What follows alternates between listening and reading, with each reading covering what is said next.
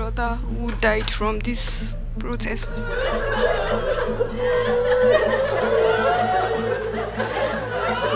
What happened to him?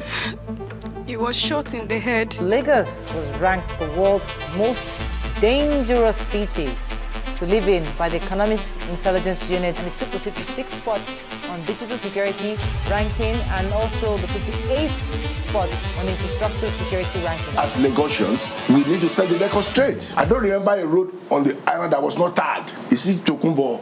Is it Bangboshe? Is it Olushi? Is it Glover? Is it Bosh? They'll tell me. The offices you have been opportune to occupy are not positions of pleasure or empty flamboyance. Rather, you'll be required to exhibit the high standard of industry and excellence at all times. The history of Lagos is not obscure. We were learned people. We had been exposed to the international world even before people started coming to Lagos from the hinterland. So our history were documented and we know who is who and where we're coming from. So for people to start saying Lagos starts from his own point of entry, you know he's an illiterate and an ignoramus. And how long can his own point of entry? 100 years? 150 years? On no account should you, as commissioners, allow personal interests to override the general interest of the state.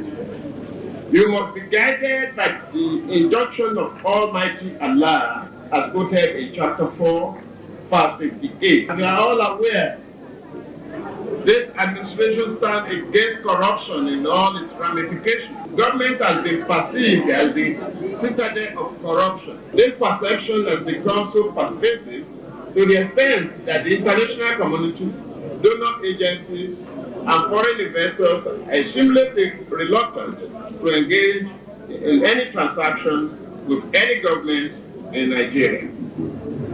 This is an image that my administration is committed to change, and we together we will change it. This will shun temptations, extravagance, and indiscriminate use of power as the era of military despotism is gone forever. We shall operate an open door policy, bearing in mind that public office is a public trust. It is my hope that none of you will behave in any way capable of betraying the confidence reposed in you by our people. When people say who are the owners of Lagos, the way I like to handle it is let us situate it within time. Lagos State is made up of about 5 divisions. You have Epe, you have Badagry, you have Ikorodu, you have Greater Lagos, and you have Ikeja Agege area. It will be vulgar to say we own it. How are we? They are worried have left their mark more forcibly than other people. And if I may say so, the Jebus and also the Egus. There is an area on the island of Lagos called Isale. Isale means the source, the beginning, the first part of everything. There used to be a village near where Howard Memorial Church is situated. So you know there's an old Yaba road. So before you get to that bridge, you have to branch away from the main road. So Yaba. So that Yaba becomes Yaba. And several other names like that. So these are a reminder to us that their worries have impacted on the Lagos, on the development of Lagos and the history of Lagos. At that time, in the early days, they still speak Portuguese or Brazilian Portuguese language. In 1861, the white men came on. Those are where they established. That was when Lagosians were actually established by law. They called them the Aborigines of Lagos. So, which means for you to claim that's my hometown. I would say it's the crucible in which Nigeria was formed and giving direction for development. What exactly is the objective of this, comments that you are making? Is it to discredit the candidate or to discredit the campaign? Exactly, I just want to understand. Very good question. We are not discrediting the candidate or the campaign. What we are trying to do is to put the record straight out there. Do you understand me? Bola Tinubu Asiwaju was governor 1999 to 2007. It's clear. Right? Am I correct, Mr. Officially, am I correct? It's clear to that is it. BRF was 2007 to 15. Ambode was 15 to 2019. So let us don't convince our children for the sake of history to misrepresent what was done in that time, in that frame of time, in 8 years. But that Johnson did 9 years as a military governor. Jakande did 4 years. Then we have the administrator within those places. So if you now come out and tell me now that is it LASU that he built, is it UNILAG that he built, is it GNSU that they built? But the point is that the politics they are playing now gives us a lot of concern. What is the politics they're playing now? The politics that Lagos was developed by Tinubu, who happens to be the candidate of my party. That is unacceptable. Do you deny that he's the father of modern Lagos, as some members of your party I'm not denying it. It is not so. Presenting him. It is not so. Lagos has always been. If you call New York, you call Paris, you call London, you call Lagos. Lagos has been there. The school he went to in Lagos, did he build it? Where he was born, did he build the hospital? Do you know that the blue light train and the red light train that people are talking about now, they are in the blueprint that Tinubu made as at 1999? Some people will say that that might not exactly be correct, because we understand that Governor Jakande had tried to do that in his own time. And it was this current president who cancelled it when he was military administrator. Yes, the military administration of that time that took over cancelled it. But it was not as elaborate as the red line being introduced by Governor in the blueprint now that's Governor Sanwo-Olu. Now we thank God for Governor Raji Fashola for what he has been doing for the past 2 years. Don't you rubbish whatever it is? I mean, so indeed when democracy started in 1999, yes, there must have been, some work going on, with the democratic government that was introduced. But then, don't you rubbish all of the achievements of his predecessors, of his predecessors and his successors, when you say, Tinubu developed, or he is the father of modern Lagos? Don't give credit to whom it is due. That is not to take away the glory or what the achievement of what other governors have done. Of course, Jakande introduced free education, Jakande school, estates, housing estate, and everything. But we are saying that Tinubu equally turned natural disaster into wealth with the Eco-Atlantic city, which was a surge. Prior to his government, it was a surge. It was a climatic chaos. Annually, my brother in Lagos should attest to that. He's staying in Lagos. You cannot pass through that Babish road. It's terrible. Tinubu turned into wealth. Let us see how he responds to that. Most of your claims are very mundane when it comes to Lagos. To be very clear with you, you are speaking about Lagos that Lagos was in chaos. Lagos pre-1999, I don't know what you are talking about. In 1998, you came back to Lagos. Bola Tinubu came to Lagos in 1998, right? The road he was living on Sunday Adigun was a third road. People like you made, this guy came to Lagos, Shetima, saying that when Bola Tinubu came to Lagos as governor, Lagos had only one ambulance. What a joke of a comment. Lagos had one ambulance. The IGR of Lagos, as you guys claimed, is how many billion? Where is it? Is it the schools we see? Is it the hospital we see? Where are the housing estates? We are talking about metro line. This metro line we are talking about now, I'm glad Mark took you back to Jakande. And it has been going on for long. And every government, if you had 8 years to be in power, you must be able to leave your print in that 8 years. 8 years is enough. We saw what Jakande did in 4 years. Mobalaji Johnson was a military governor. We saw what he did in 9 years. There was a school in every region of Lagos. Government College Lagos, Ikorodu, Ekpe, Badagry. We saw it. So if you want to campaign for Bola Tinubu only based on Lagos achievement, you have to be very objective and be factual about it, right? It's not about you trying to make other governors look less that he had a 25-year plan. 25 years will end next year now. We're not going to be over by next year. If you look back at Lagos, you look at the missionaries in Lagos, the Anglicans, the Methodists, the Ansarudin, the Ahmadiyya, who had schools on ground? Who had schools on ground? Who had the basic things for the poor people on ground?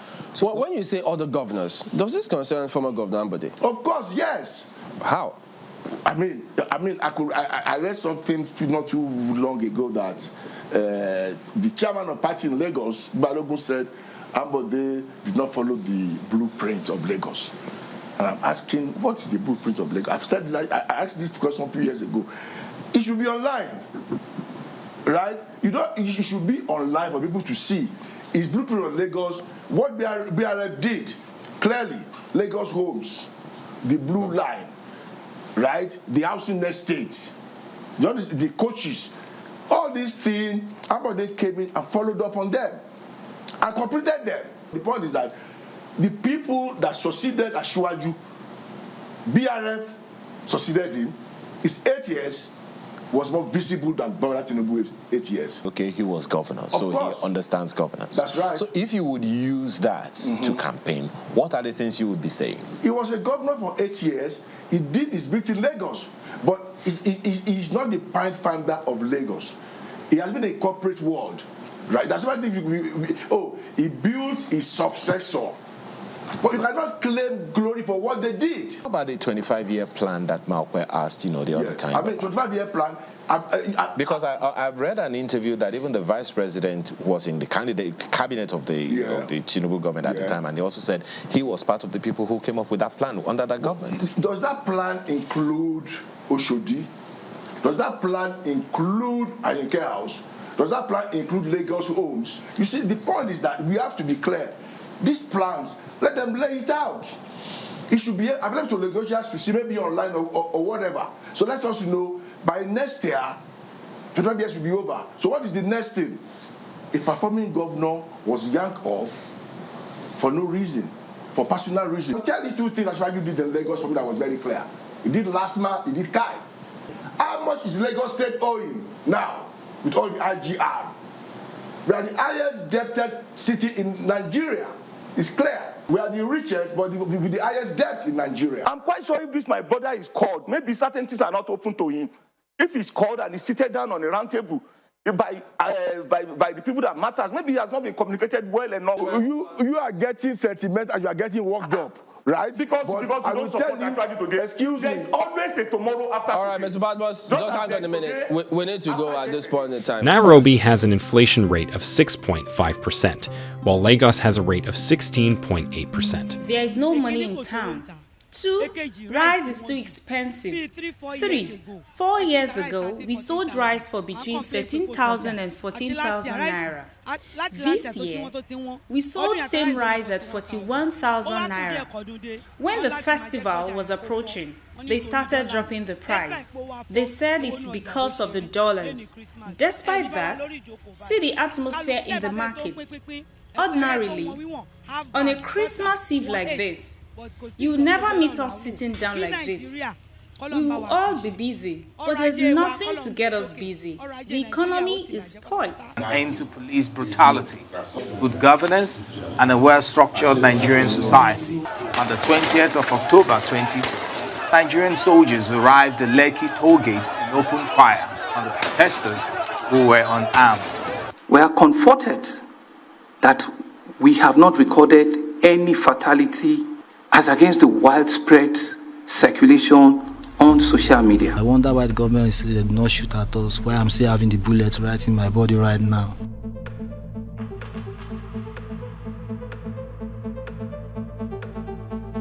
Nigerians, I hope you can see what's happening. I'm about to be taken into the van. I'm being arrested though, Nigerians. The lights went off, we're like, what was wrong? Next thing I heard was there was just shooting everywhere. The guy that was actually leading me to the charging point was shot at the side. So I received my own on my thigh. Even right now, the bullet is still inside of me. The bullet in me is even giving me discomfort, affecting my leg, making it swollen every day. Sometimes my leg got stiff. So when the doctor studied the X-ray, he noticed that there is a blood at the front head and at the back of the brain. So he now said that is why he cannot say anything now. That gradually when they started giving drugs, the blood will vanish. So until about 5 days later, so he started talking, but he did not get himself. So you were part of those that were protesting on that 20th of October? I wasn't protesting for anything. It was them that went there. So when the incident happened, that suddenly they just started shooting, people started... But you were present at the Lekki toll gate? Yes. But you didn't join them in the protest? You were just standing? I don't have anything I wanted to use to protest with them. Okay, so you were just standing with your friends? Yes, so that was what makes me want to get out with them. We were actually looking for him because he doesn't stay with us. So it was like 2 days before he passed on that we saw this. Somebody sent it to me on WhatsApp. So they wrote it there that he's at Lasut and that they are looking for his family. So we went to Lasut. So they said he was unconscious for like 2 weeks. So by the time we got there, he had opened his eyes and he was moving his hands, but he could not talk. They were feeding him through his nose. So, and they were sore all over his body because they did not turn him for a long time. And I think he did not get the right medical attention. So the whole thing, that was what I think led to his death eventually.